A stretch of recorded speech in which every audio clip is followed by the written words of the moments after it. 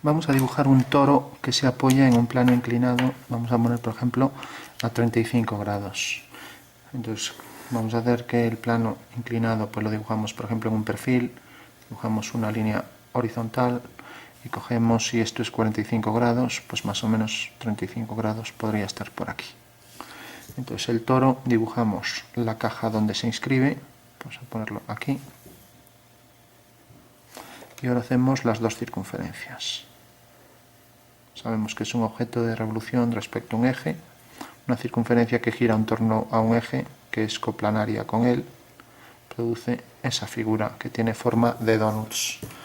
Bueno, entonces a la hora de dibujar el toro, lo que nos quedaría sería el contorno del toro, que son dos semicircunferencias en los extremos, y luego línea continua que une ambas semicircunferencias, y luego discontinuas para el interior.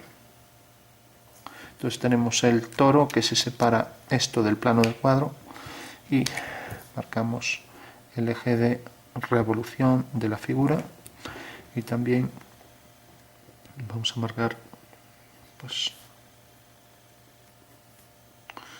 ejes de simetría y también ejes para las circunferencias. Bueno, pues esa sería la figura de la que vamos a obtener su perspectiva. Vamos a hacer, por ejemplo, que el punto de vista esté aquí, V, aquí está el punto principal, y la orientación del plano nos define la línea del horizonte, que va a ser, al hacer una paralela por V, corta el plano del cuadro visto en el perfil en el punto este. Esta es la proyección ortogonal de V y esta es la línea del horizonte del plano. Entonces representamos esto que tenemos aquí, ya en perspectiva. Hacemos la línea completa, esta es la línea de tierra de la perspectiva, esta de aquí, intersección del plano de cuadro visto en el perfil,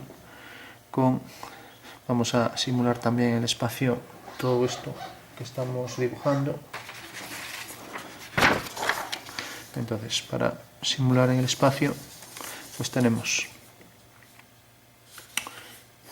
un plano, detrás hay el plano inclinado de la perspectiva que viene por aquí. Dibujamos el toro que se apoya aquí detrás, está detrás del plano del cuadro. O sea, sería algo así. Entonces esa rosquilla, que es la figura de la que estamos hablando, hay que representarla como la vería un señor que está bajo este punto de vista. Vamos a poner aquí la orientación de este plano, que sería esta, y luego la proyección ortogonal, P. Esto sería la línea del horizonte del plano. Vamos a hacer la caja donde se inscribe, como es un objeto de revolución, entonces podríamos hacer la caja. Hacemos la circunferencia ecuador de esta curva y luego, por ejemplo, dos circunferencias que la definan, ¿no? Entonces sabemos que el plano es tangente aquí, el plano superior, y luego por aquí. Por tanto, tenemos aquí el prisma que lo incluye, que lo inscribe, tangente en este punto y tangente aquí en el punto medio. Bueno, pues ese sería el prisma y vamos a ir viendo todo lo que hacemos. Si queremos saber la representación de estas líneas, hacemos paralelas a ella y tenemos la fuga paralelas a estas líneas. Vamos a hacer, tenemos la fuga de esas líneas que queda aquí abajo. Bueno, pues todo esto que tenemos aquí lo vamos a ir haciendo para que se entienda un poco mejor. Sombreamos también lo que sería un poco la figura para hacernos una idea de la forma que tiene. Lo mismo aquí. Vamos a darle también por el contorno algo de oscuridad. Bueno, pues eso es lo que vamos a calcular, esa figura. Teniendo aquí el punto de vista y aquí el plano del cuadro.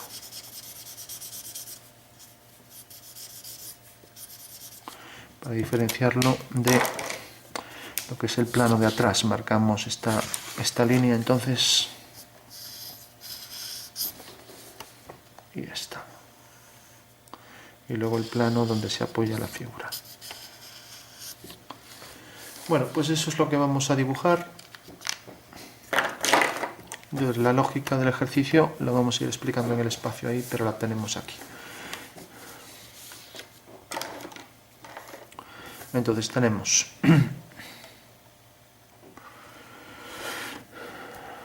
la representación de estas líneas, haciendo por V una paralela, como ya habíamos dicho aquí, corta aquí a la fuga, corta aquí el plano del cuadro, obteniendo la fuga de esas líneas.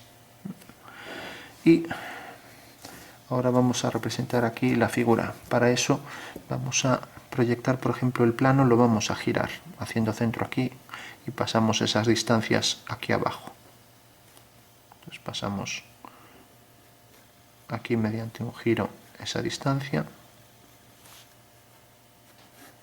y pasamos también mediante un giro, haciendo centro en O, esa distancia.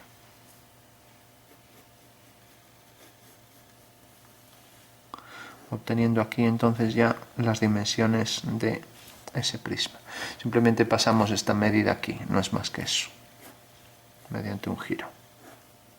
Entonces, si ya tenemos aquí la distancia, la longitud de ese prisma, lo único que hacemos es proyectarlo allí donde queramos. Pues por ejemplo vamos a poner aquí. Tenemos también el punto medio y el extremo. Bueno, ya tenemos aquí la caja, la colocamos donde queramos, pues simplemente nos dijeron que fuera ese toro. Nada más sabemos que esto es un cuadrado, entonces necesariamente esto tiene que ser un cuadrado. Cogemos esta dimensión, hacemos centro aquí y hacemos un arco. Y corregimos aquí que estamos haciendo un rectángulo. Entonces ahora sí que ya tenemos el cuadrado. Hay muchas formas de hacer esto, yo considero que este es quizás de lo más sencillo. Tenemos la referencia ahí siempre. Entonces prolongamos, entonces vamos a hacer un abatimiento, una homología. Y aquí viene la figura, puedo coger incluso la dimensión esta y mediante un giro también trasladarla. Eso quiere decir que la circunferencia viene por aquí. O sea que en realidad coloco esa misma medida también aquí abajo y sé que la circunferencia, estoy hablando del diámetro central, es esta y es esta, y que luego la figura es tangente. O sea, tenemos ahí el donus. Bueno, una vez que tenemos ya esa figura ahí, entonces vamos a colocar el horizonte, que es ortogonal al plano del cuadro.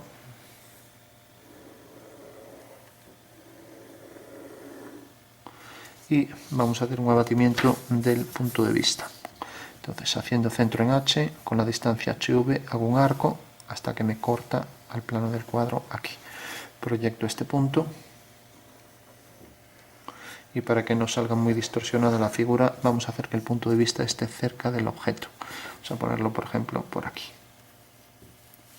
Digo, no nos dan estos datos, entonces podemos dar lo que queramos. Nos podrían decir la distancia del plano ortogonal que pasa por V, pues es esta, ahí la tenemos. Bueno, tenemos eso y como es un cuadrado, pues simplemente habrá que hacer la perspectiva del cuadrado.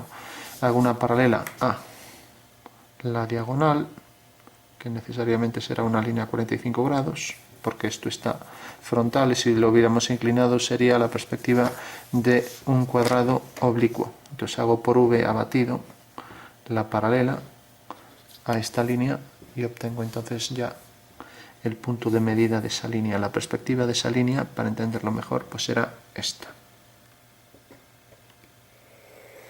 Y la perspectiva de estas dos líneas van hacia este punto de fuga, ya que en realidad al hacer por V paralelas a estas líneas tenemos que la fuga queda aquí y siempre queda sobre el plano.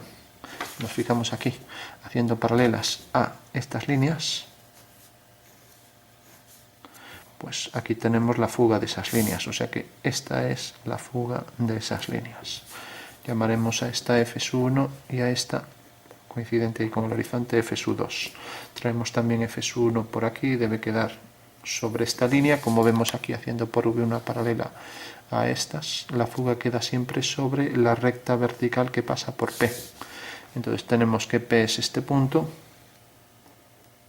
y bajando aquí y proyectando la fuga tenemos aquí F sub 1 y esto era F sub 2. Entonces F sub 1 ya lo tenemos aquí proyectado y tenemos ahora que la perspectiva de esta línea es esta, hacia F, y de esta otra es esta. Bueno, corta aquí, por tanto hacemos dos horizontales y tenemos ya que la perspectiva del cuadrado de la base es esta. Bueno, ya tenemos el cuadrado en perspectiva.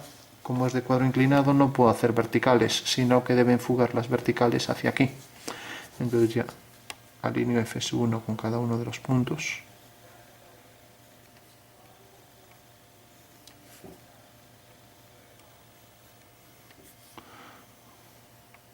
Y yo tengo aquí la perspectiva del prácticamente ya del prisma. Para saber qué altura tiene, pues directamente puedo alinear, igual que alineando este punto con V, obtengo aquí la perspectiva del punto, que si hago una horizontal viene por aquí exactamente por aquí, ya que la perspectiva de esta línea pues será que de aquí la proyecto y es esta. Mientras que si alineo este punto con V, resulta que corta aquí, entonces hago una horizontal y como vemos pues pasa por ahí. Bueno, igual que hice esto para la base, también lo hago para la altura, entonces este punto lo alineo con V y corta aquí. Por tanto lo proyecto y la perspectiva de esa línea es esta, la horizontal que pasa por ese punto. Fugo hacia F sub 2, fugo hacia F sub 2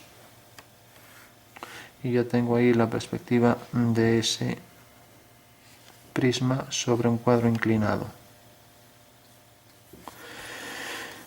Bueno, ahora podría hacer incluso, pues por ejemplo, puedo ir marcando si quiero puntos aquí y hacer las dos circunferencias que pasan por la mitad. Entonces voy a hacer eso, resulta que esto sí lo alineo, corta aquí, proyecto este punto y viene por aquí. Por efecto de la perspectiva, esta medida va a quedar mayor que esta. Y ahora fugo hacia F sub 2.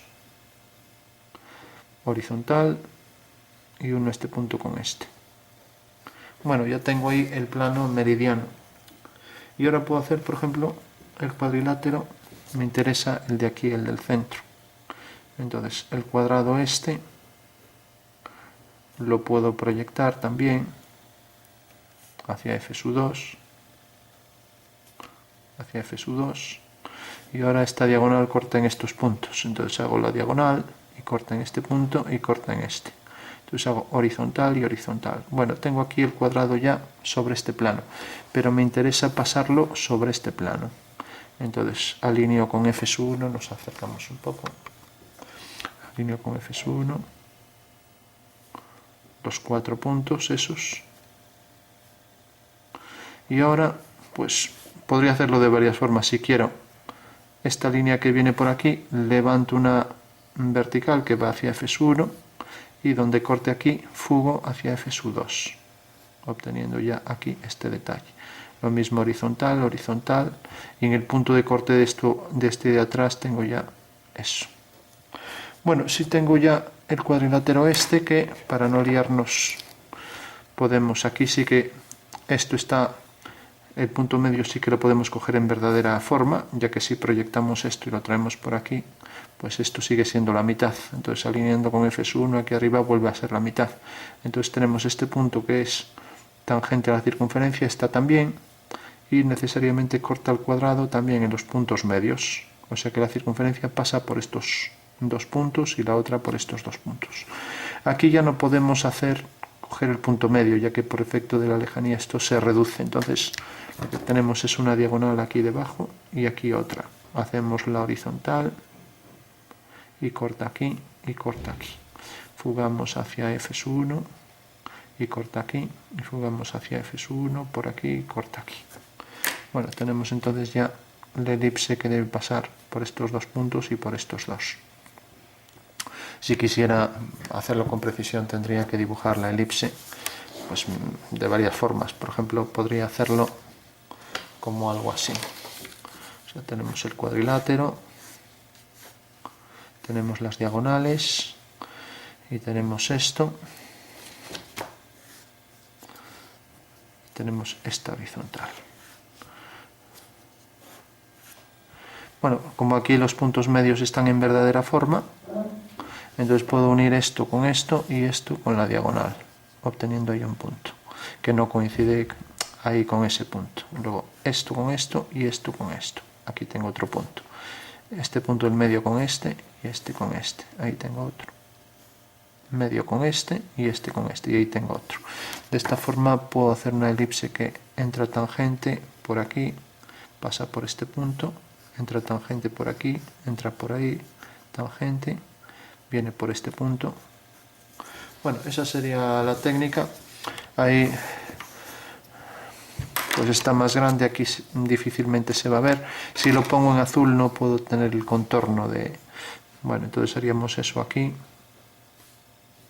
Dibujo la elipse que corresponde a la circunferencia en el espacio y tenemos entonces ya esta línea de aquí.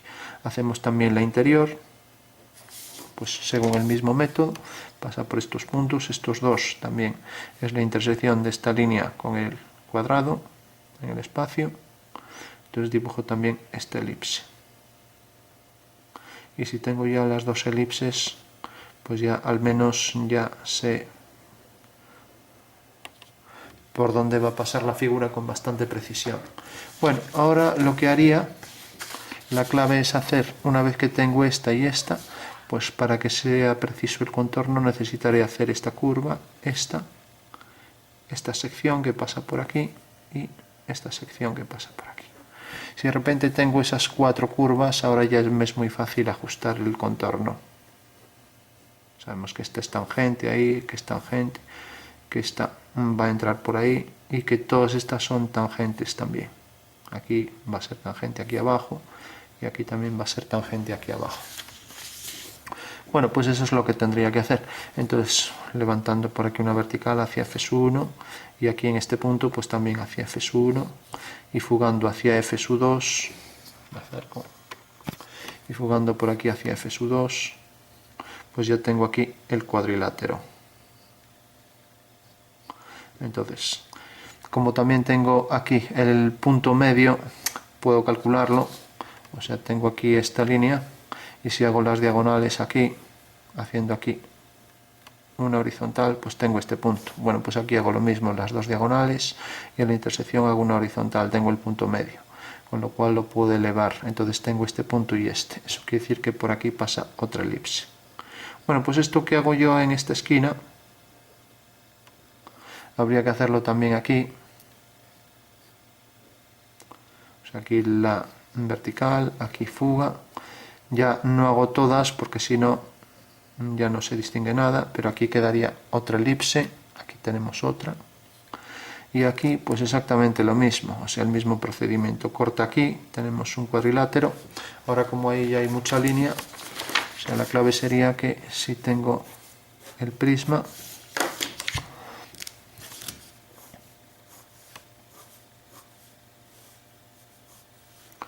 por ejemplo, vimos cómo se sacaba la de aquí, pues estas son exactamente iguales. Tenemos fuga hacia abajo, fuga también hacia abajo, este punto lo teníamos porque es el cuadrilátero este que proyectamos este punto. Y si tenemos el cuadrilátero hacemos estas dos y tenemos esta línea y esta, con lo cual ya podemos hacer esa circunferencia. Bueno, una vez que ya tenemos las cuatro circunferencias, vamos a dibujar aquí.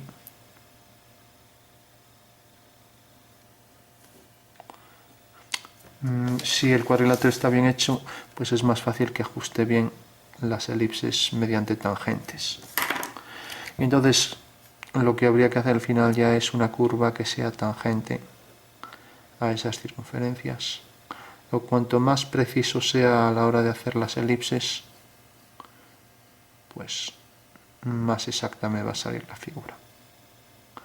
Bueno, hay que decir que el contorno no es una elipse y que por supuesto está inscrita en el prisma que tiene estos vértices. Lo digo porque no puede salir nunca fuera del prisma, ya que está dentro. y aquí con la elipse que pasa por aquí y por aquí hacemos esta curva. La del hueco ya no se ve por debajo.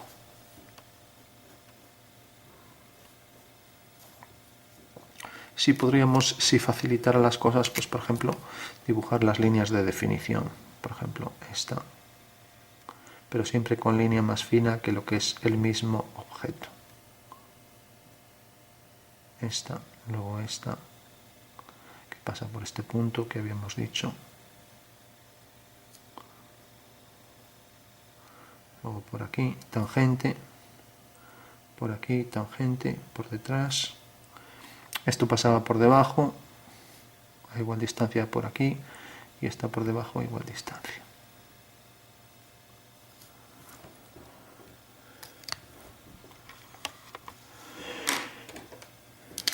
Bueno, podríamos marcar el resultado final y para que se percibiera un poco mejor, pues dar un poco de sombra como se había hecho aquí.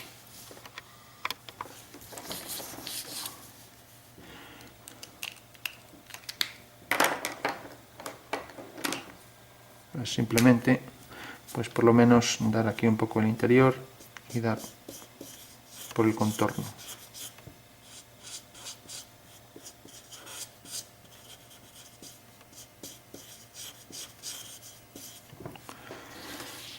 Bueno, pues esa sería entonces ya la perspectiva cónica del toro, sabiendo que el plano donde se apoya la figura, pues es un plano, como habíamos dicho, que creo que formaba unos 35 grados, o aproximadamente cerca de 40. Esa sería la perspectiva cónica de la figura. Hay que decir que aquí hay que hacer una línea pues exactamente con el mismo ángulo que hay aquí, que las ortogonales fugan hacia este punto de fuga y que si queremos esto que tenemos aquí lo podemos poner aquí, con lo cual pondríamos la distancia PV, una circunferencia, y luego una vez que tenemos la circunferencia, si queremos pues hacemos el giro este y ponemos aquí V, ¿no? Con la línea a 90 grados aquí, ¿no? Sería algo así. Vamos a dibujarlo. Aquí está el punto de vista, el giro este aquí, V cae aquí, entonces a partir de aquí esto a 90 grados, ¿no? Bueno, quizás quedaría un poco más hacia aquí, algo así. Bueno, entonces esto lo podríamos girar, desabatir y el punto de vista estaría aquí, esta sería la orientación y esta sería la orientación de las líneas ortogonales al plano inclinado, que lo vemos aquí en el perfil, con lo cual quedaría ya toda completa, totalmente completa ya esa perspectiva cónica del toro.